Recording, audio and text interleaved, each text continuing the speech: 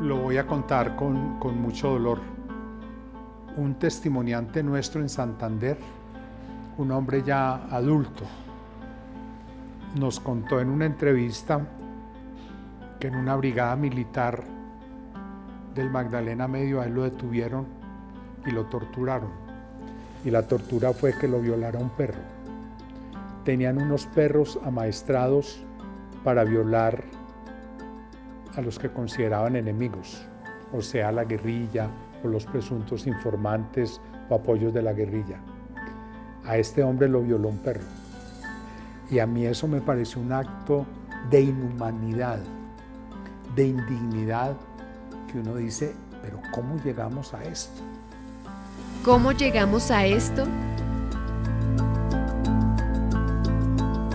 Esa es una de las principales preguntas que se planteó la Comisión de la Verdad creada por el Acuerdo de Paz que se firmó en 2016 entre el gobierno colombiano y la antigua guerrilla de las FARC. Para dar respuesta a ese interrogante, el 28 de junio de 2022 entregó el informe final que narra por qué la guerra interna entre el Estado, las FARC y otros actores armados ilegales se prolongó por más de 50 años y llegó a ese punto de degradación tan doloroso e inhumano que marcó no solo la historia de Colombia como nación, sino también la vida de generaciones enteras. 2 periodistas, 2 abogados, 2 médicos, 2 líderes sociales, una feminista, un antropólogo, una arquitecta, un militar y un sacerdote, todos ellos defensores de derechos humanos, tuvieron en sus manos esa titánica labor. Para ellos, este trabajo marcó un antes y un después. Sus aciertos, errores, duelos y expectativas hablan del peso de las más de 30.000 historias que escucharon para narrar la verdad. Esta es la humanidad detrás de la comisión.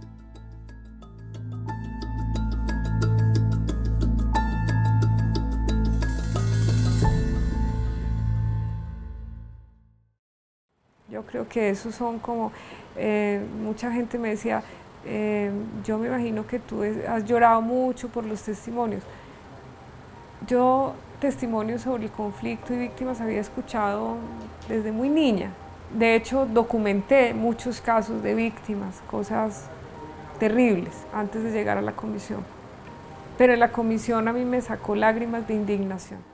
Si algo caracterizó a la Comisión de la Verdad de Colombia fue la diversidad de sus integrantes. La abogada en Vera Chamí, Patricia Tobón Yagarí, es hija de una dirigente indígena y de un líder social que dedicaron su vida a la organización comunitaria. Ella, además de investigar el conflicto, lo ha vivido y ha sido testigo desde pequeña de casos que dibujan la crueldad del conflicto. A mí me generó mucha indignación escuchar los testimonios de las mujeres indígenas, los testimonios de las mujeres afrodescendientes, campesinas, lo que les ocurre a ellas en el marco del conflicto armado, lo que les hicieron a sus vidas, todos los grupos armados. Pero sobre todo me generó mucha indignación la desprotección que tienen. Me acuerdo del relato de las mujeres Mucá. Yo estuve llorando creo que una semana, estuve profundamente deprimida, creo que es el relato que más, digamos, más depresión me generó en toda la escucha, porque eran mujeres muy desprotegidas que estaban pasando una transición de pueblos nómadas que habían padecido una violencia y un desplazamiento, pero que además les habían hecho múltiples violencias y violencias sexuales todo el tiempo, en una impunidad, en una indefensión ante los ojos de las instituciones y como una práctica constante donde ellas no tenían derecho ni siquiera a su cuerpo. Yo vengo del movimiento feminista, entonces desde hace más de 20 años he escuchado a las mujeres víctimas del conflicto armado. Pero yo sí creo que este proceso de escuchar pues, más diversidad, no solamente de mujeres, sino los hombres, niños, niñas, jóvenes, adultos mayores, que han sido poco escuchados, las personas en situación de discapacidad, por ejemplo, creo que ha sido de verdad una riqueza muy importante. Alejandra Miller, proveniente de la Ruta de Mujeres del Pacífico, dice que escuchar a los responsables de hechos violentos es una de las cosas que más la ha marcado. A mí particularmente me enfermó, es decir, me generó un impacto realmente muy profundo. Yo decía antes que era como conocer el monstruo por dentro, conocerle la tripa al monstruo de la guerra.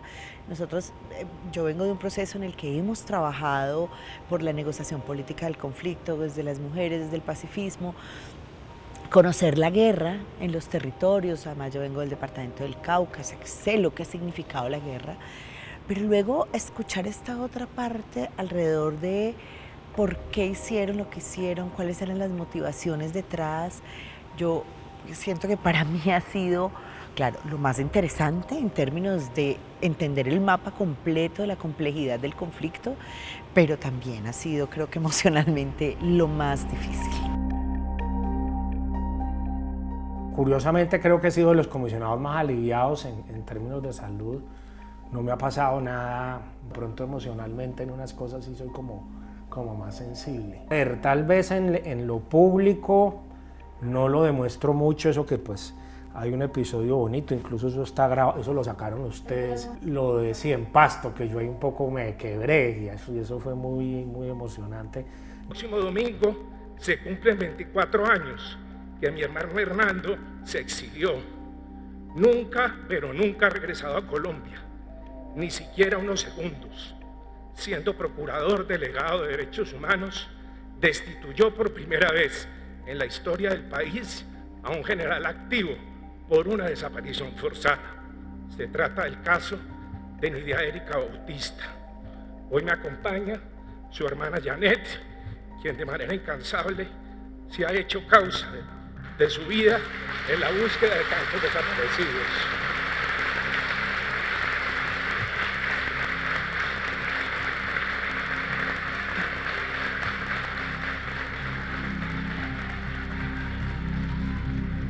Quien acompañó a Alejandro Valencia en ese evento fue el español Carlos Beristain, médico y el único extranjero que hace parte de la comisión. Junto a Valencia participaron como investigadores del caso de los 43 estudiantes desaparecidos de Ayotzinapa en México en 2014. En los últimos 4 años, Beristain se ha encargado del fenómeno del exilio de los colombianos víctimas de la guerra. Bueno, hay muchos amigos, desgraciadamente, que ya no están, ¿no? Gente con la que yo trabajaba aquí, que la asesinaron o la desaparecieron, algunos de ellos, ¿no? Uno de ellos, no sé si, bueno, uno de ellos es Ángel Quintero. Ángel Quintero, yo estaba trabajando en los años 2000 con ASFADES, ¿no? En la atención a familiares de desaparecidos, ¿no? Ángel Quintero era una persona que venía del trabajo de Urabá, de la Unión Patriótica, víctima también él mismo, ¿no? De otros familiares desaparecidos, y él organizó un taller que yo di para los familiares sobre el manejo del duelo, ¿no? En los casos de desaparición forzada, lo que eso significa, ¿no? La ambivalencia de la pérdida, el apoyo mutuo, cómo abrir un espacio para trabajar todas esas cosas que son tan duras, ¿no? Y tan delicadas y que tienen tanto impacto, obviamente, durante décadas, ¿no? En los familiares, toda su vida. Y al poco de hacer ese taller, él fue desaparecido. El mismo que había organizado el taller con el que estábamos trabajando con víctimas de desaparición fue desaparecido, ¿no? Fue desaparecido por el DAS, ¿no? En Medellín, el DAS y los paramilitares. Y su hija es una exiliada hoy en Suecia, ¿no? Y yo tomé su testimonio en Suecia, ¿no? Yo conocí a su papá, Ángel Quintero, y ella se llama Adriana y ella vive en Suecia. Bueno, todo eso marca, ¿no? Todas esas historias marcan la vida y también le dan sentido a lo que hacemos, ¿no? Obviamente, ¿no? Todo eso demuestra el contexto de deshumanización alrededor de la violencia, tanto deshumanización del otro como deshumanización del responsable, del perpetrador, los contextos, ¿no? Las ideologías, los sistemas, las instituciones que hacen posible eso, ¿no? El horror está más cerca de lo que pensamos.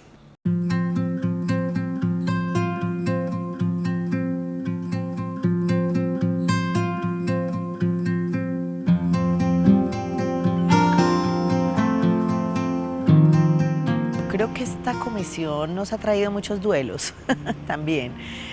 Pues primero el duelo de perder a 2 comisionados que no solamente queríamos, sino que habían avanzado, digamos, en hacer unos aportes muy importantes. Creo que los aportes que hizo Alfredo Molano a la metodología de la comisión, a hacernos entender lo que significaba precisamente las voces de la gente en este proceso, pues fue fundamental y se nos fue muy temprano. Y luego Ángela Salazar, que también era como la que nos traía esa voz del pueblo, ¿no? de las víctimas permanentemente a las reflexiones, que no se eleven en grandes abstracciones, que aquí lo concreto es lo que estamos viviendo, lo que vive la gente, las víctimas. Bueno, creo que ese duelo no lo hemos superado todavía en la Comisión de la Verdad. Es un hueco que está ahí, hace mucha falta y fue un golpe muy duro en términos emocionales. También nos descolocó muchísimo. Alfredo era un entrañable, un amigo entrañable. Y eso cuando me tocó pensar, bueno, en el fondo, ¿qué era Alfredo? Para mí, Alfredo era un amigo entrañable. Y para mí ha sido una pérdida enorme en la comisión la ausencia de Alfredo. Y les quiero decir, a mí me quitó mucha seguridad en la comisión la ausencia de Alfredo. Porque yo en él sentía una tal sintonía implícita. Y no que estuviéramos de acuerdo en todo, no. Teníamos muchas diferencias, Alfredo y yo. Eso también hay que decirlo, ¿no? Pero teníamos como unos acuerdos esenciales, básicos, muy grandes en la mirada de las cosas, en cómo queríamos hacer las cosas, en las grandes concepciones básicas del conflicto, etc. Y yo a veces, digamos, yo converso con Alfredo y me pongo como en los tenis de él, porque él no usaba zapatos, sino tenis. Yo me pongo en los tenis de Alfredo. ¿Cómo manejaría esto Alfredo?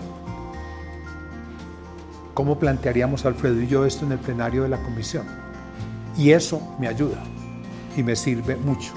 Estando en Suiza, Beristain habló con Alfredo Molano antes de su muerte. Pues no sé si es este teléfono, porque me robaron el teléfono. Pues todavía está aquí, todavía le mando cosas. Mira tú. Le mando cosas del blog, de lo que escribo, etc. Entonces los dos empezamos a la vez también escribiendo como ese blog, ¿no? Él escribió algunos textos suyos ahí cuando yo también empezaba. No, lo último que me dijo esa noche fue desde Bruselas. Está en Bruselas, dice. Yo le mandé el blog, ¿no? Y a veces me respondía, me decía. Yo le dije, bueno, con abrazos desde Bruselas. Y él me dice, te retorno los abrazos, agradecido desde la clínica. Esa noche se murió. Y le dije, querido Alfredo, espero que la cosa vaya adelante. Siempre te pienso en esta complicidad de la vida. Tuve una presentación con 100 personas en Bruselas. Fue muy bien. Nos vemos a la vuelta. Eso fue el último mensaje. Porque también en términos de pensar el informe, de pensar después el trabajo y cómo escribir, como una escritura que deje mucho escuchar a la gente, ¿no? La sabiduría y los aprendizajes de la gente, pues obviamente Alfredo es un maestro y un referente para todos nosotros, ¿no? Y bueno, toda esa complicidad en esa manera de abordar el trabajo con las víctimas, con las comunidades y la pérdida que eso significa para nuestro trabajo, ¿no? Para nuestro informe, ¿no? También alcanzó a conversar con Ángela Salazar. En ese momento se encontraba él en Bilbao y así lo recuerda. Ángela me dijo la noche anterior, bueno, se le escuchaba muy fatigada, ¿no? Pero me dijo, Carlos, ayúdenos con los negros, ayúdenos con los negros, ¿no? Y le dijo, Ángela, bueno, hablamos cuando te pongas bien, no te preocupes, ahora ponte bien, cuando te recuperes hablamos, yo vuelva, tranquilamente charlamos para ver cómo se puede fortalecer eso, etcétera, ¿no? Pues su preocupación, ¿no? De cómo va a quedar eso en el informe, cómo se va a tener en cuenta, etcétera, ¿no? Era una preocupación la noche antes, ¿no? Que esa noche murió.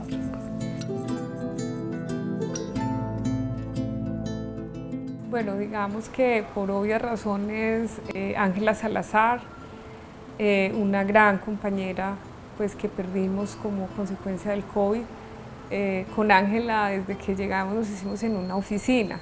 Y de hecho, el padre nos vio y me dijo, ya sé que se juntaron las dos para hacer la resistencia étnica desde la oficina. Sí, Ángela y yo Trabajamos juntas en el equipo étnico y hacíamos hasta pronunciamientos juntas.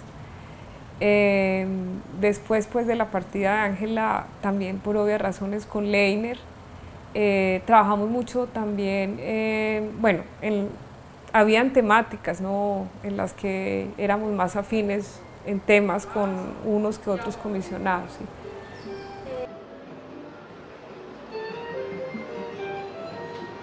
Mujer guerrera, mujer negra, fuerza y luz que no se apaga, resistencia y resistencia, defensora de la vida. Hoy tus huellas son caminos que se siguen. La pandemia del COVID-19 no solo se llevó a Ángela Salazar, también detuvo el diálogo entre los y las comisionadas con quienes deseaban entregar sus testimonios sobre la guerra. Resquebrajó la confianza y fue la razón por la que la Corte Constitucional alargó por 7 meses más el mandato de la Comisión de la Verdad. El cambio en eso de los viajes fue dramático. Si uno compara los viajes del 2019 con los viajes del 2020 e inclusive con los del 2021, hay una reducción dramática y eso es importante. Y lo mismo con el número de eventos, etcétera. Pero yo digo que más allá de estas cosas cuantitativas, hay una cuestión muy de fondo, que es la cuestión de la confianza. El tipo de trabajo que la comisión hace es de tratar de escudriñar, de descubrir la verdad, de oír los relatos que han estado guardados. Ese taco, Ángela decía, el tapado que la gente tiene, ayudar a destapar ese tapado, para usar esa metáfora inteligente de Ángela, eso implica una confianza. No es lo mismo tú hablar con un excombatiente cara a cara que por estas vías, no por las vías virtuales. No es lo mismo, absolutamente. Sea un exguerrillero, un soldado o exsoldado, un paramilitar o exparamilitar, se necesita un clima y cuyo componente fundamental es la confianza. Es poderse mirar a los ojos, pero es que no es lo mismo los ojos tuyos que estoy mirando yo aquí de frente que unos ojos en una pantalla de computador o en un teléfono celular. Yo creo que la pandemia fue la crisis. Uno podía decir que al interior del pleno teníamos debates y crisis, pero realmente la pandemia sí fue una crisis. Fue la crisis de la comisión porque no permitió que realizáramos el trabajo que teníamos que hacer en los territorios. A pesar de eso, pues varios comisionados visitamos los territorios en medio de la pandemia, nos movimos, pero muchas comunidades no tenían las condiciones para hacer con nosotros unas reuniones, no se podía, no habían los permisos sanitarios. Eso retrasó y afectó el trabajo. Me acuerdo mucho, viajé hasta una comunidad a hacer no dejaban entrar a nadie. Me dejaron entrar a mí y con un protocolo y una propia carta de la comunidad indígena dejándome entrar, porque en ese tiempo el gobierno nacional no permitía ni siquiera viajar, pero fue la comunidad la que, como son autoridades étnicas, me recibieron hasta un punto para darme su declaración. Una comunidad en el norte de Colombia. Uno de los momentos más difíciles al interior de la comisión ocurrió en julio de 2020. El excomisionado militar Guillermo Ospina presuntamente filtró a la prensa información sensible sobre un evento acerca de ejecuciones extrajudiciales. Alejandro Valencia fue el comisionado que vivió en carne propia esa situación. El evento se canceló y lo que pues fue muy molesto es que el email que yo envié, que era un email interno, pues lo filtraron, pues fue filtrado a los medios, entonces pues que jartera, pues digámoslo, pues esas cosas, las cosas íntimas y obvio, y eso generó ahí pues un malestar, digámoslo, pues mío importante, y bueno, y eso como que lo tramitamos en el pleno, y pues también como cosas hartas, claro, y en la medida en que eso se filtra, entonces claro, ciertos sectores empiezan a decir ciertas cosas, y a mí me empezaron a llegar pues ciertos comunicados, ciertos mensajes hartos, entonces uno dice, oiga, pues si esto no se hubiera filtrado, pues uno se hubiera evitado, digámoslo, pues esos malos entendidos, porque eso no fue fácil, pues nada fácil, y eso tuvimos varios plenos, y Pacho se reunió varias veces con él, pero yo al final no tuve, digámoslo, una respuesta satisfactoria con ese episodio y eso... Bueno, yo creo que cada quien tiene que dar cuenta de sus actos, ¿no? O sea, digamos, esas acusaciones, ¿no? Que salieron a través del diario El Tiempo, pues fueron una cosa nefasta, ¿no? Una cosa nefasta que no... intolerable, ¿no? Para mí, ¿no? Que bueno, que la comisión se trató de mantener, digamos, un equilibrio en ello, pues para no dar... pues para no dejar que eso sea utilizado políticamente por quienes quieren destruir la comisión, ¿no? Porque quieren cuestionar su trabajo, ¿no? Entonces a veces no le toca tener una estrategia para proteger el trabajo, ¿no? Eso fue un intento de quebrar la comisión, ¿no? Y de cerrarle el espacio de trabajo, ¿no? Pero creo que la respuesta de la comisión fue positiva, ¿no?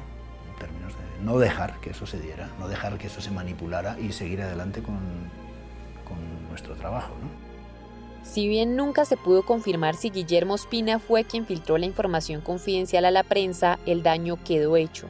Esto dio paso a que crecieran los rumores sobre la posibilidad de que Ospina no firmara el capítulo del informe final relacionado con las acciones de las fuerzas militares.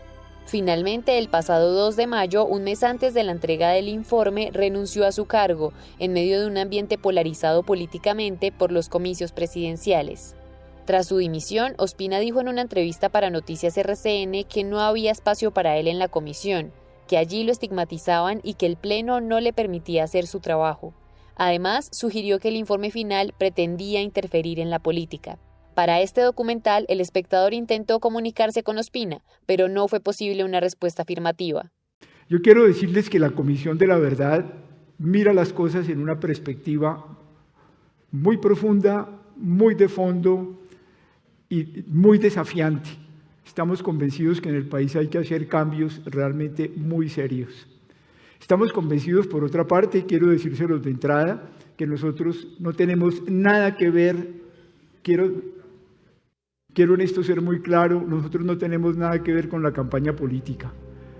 El mismo informe, con las mismas conclusiones, se lo entregaremos al que quede finalmente de presidente, sea Fico, sea Petro, sea el que sea. Y nosotros para nada estamos metidos en eso. Justamente hemos decidido no tener nada que ver con la campaña para mantenernos en la seriedad de nuestra tarea y en la profundidad de nuestro trabajo, y por ninguna razón, ni por ningún espectáculo de los medios ni de nadie nos dejaremos meter en la campaña política.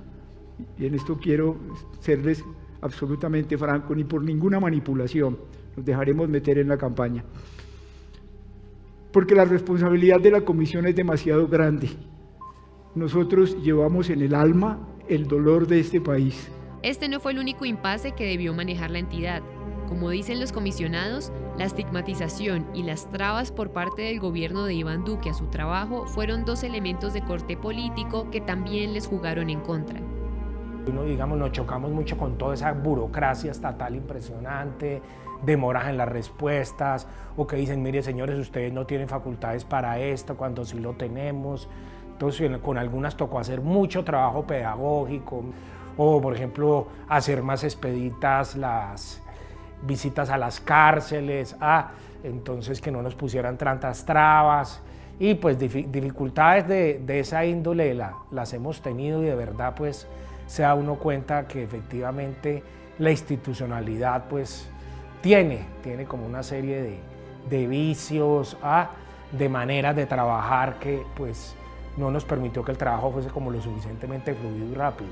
Curioso porque aquí formalmente a todos nos respondieron, ¿no? Pero eran respuestas muy formales y de toda índole. A veces, por ejemplo, solicitaba el acceso a documentos muy puntuales y nos entregaban era información con fuentes públicas. O sea, tuvimos una reunión con Carlos Holmes Trujillo y ahí estaba la plana mayor ahí estaba Zapatero, es decir, estaban todos. Yo fui solo con el presidente de la comisión.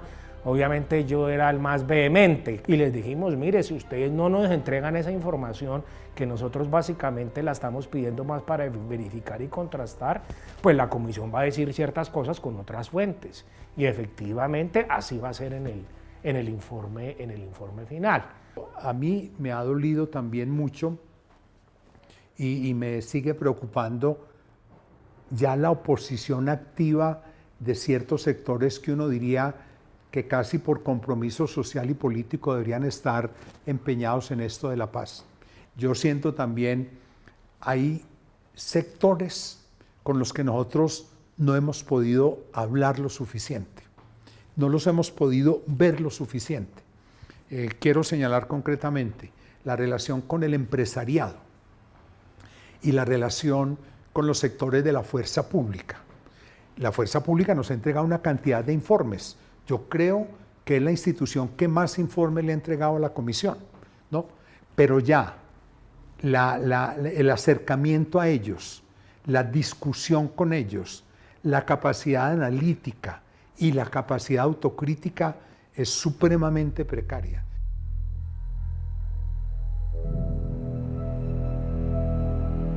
A pesar de las dificultades, la Comisión de la Verdad salió adelante y presentó el vasto informe final que hoy el país tiene en sus manos. Mientras los y las colombianas se adentran a entender los hallazgos y recomendaciones para salir de la guerra, por ahora hay algo cierto. El trabajo de la comisión no solo produjo reflexiones colectivas hacia afuera, sino también individuales, hacia el corazón de cada comisionado. Pues bueno, frente a Colombia, pues esperamos que siga siendo como un empujón relevante, como para continuar en este esfuerzo de podernos acercar más a la memoria, a lo que pasó en este país y sobre todo intentar responder más como al por qué, al para qué de ciertas cosas, pero pues esto no termina aquí, esto hay que seguir y también pues hay persistencia del conflicto armado y de algún otro modo pues uno espera que sea una contribución que ayude pues más en este camino de la reconciliación. A ver, yo creo que el paro fue, yo creo que a la comisión le generó, digamos, un impacto muy importante por dos razones. La primera, porque les decía yo a mis colegas que mi análisis y mi reflexión es que este paro, tanto el del 2019 como el del 2020, significa para el país abonar también un terreno para el informe de la Comisión de la Verdad. Yo les decía que lo que el paro nos mostró es que hoy hay una sociedad preparada para recibir esas verdades, no solo preparada, quiere escuchar esas verdades.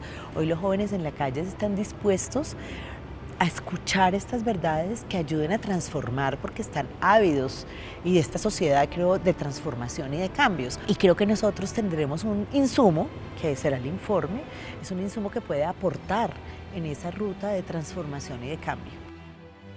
Yo creo que algo que me generó esperanza fue ver a las comunidades étnicas dialogando con los responsables en los procesos de reconocimiento de la verdad y esclarecimiento. Creo que esos procesos donde los responsables responden ante las comunidades y reconocen los hechos, creo que es un aporte importante y creo que es una ruta de trabajo importante para trabajar en el reconocimiento de estas realidades y en la, digamos, en la conciencia social para que el país reconozca aquellos asuntos que tiene que cambiar y que trabajar para que esto no siga ocurriendo.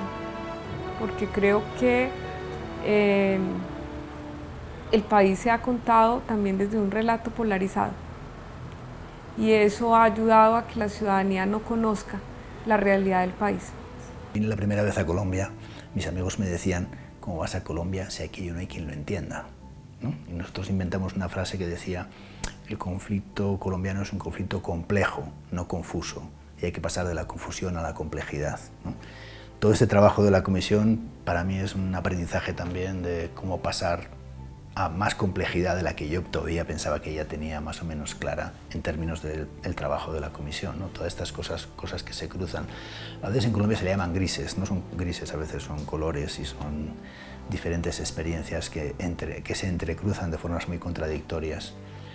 Pero también maneras de entender todo eso, ¿no? De no quedarte en la confusión en ello. Eso me ha tocado y creo que es un aprendizaje respecto a otros procesos, ¿no? Que eran, entre comillas, más fáciles de entender, ¿no? Que las dinámicas de esa violencia estaban como tenían una lógica más habitual en términos de un conflicto armado, ¿no? Aquí hay una multiplicidad de lógicas que se entrecruzan. Si nosotros lográramos despertar esa hambre de verdad y al mismo tiempo dejar instalados algunos mecanismos para que eso se continúe, yo creo que ahí sí lograríamos hacer en cierta forma un antes y un después, que es lo que uno soñaría con la comisión, que la comisión marque un antes y un después en la comprensión y la actitud social frente a la guerra en Colombia. En resumen, lo de llegar a la comisión para mí fue una oportunidad excepcional que estoy tratando de aprovechar al máximo, al mismo tiempo una responsabilidad.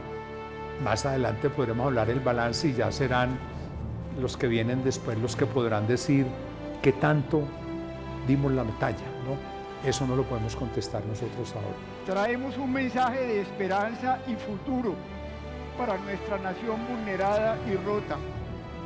La inequidad, el racismo, el trato colonial, el patriarcado, la corrupción, el narcotráfico, la impunidad, el negacionismo, la seguridad que no da seguridad. Esto es precisamente lo que hay que cambiar por caminos pacíficos y democráticos. De lo contrario, las maravillas de Colombia continuarán flotando sobre una de las crisis humanitarias más brutales del planeta. No podemos postergar el día en que la paz sea definitivamente un deber y un derecho de obligatorio cumplimiento.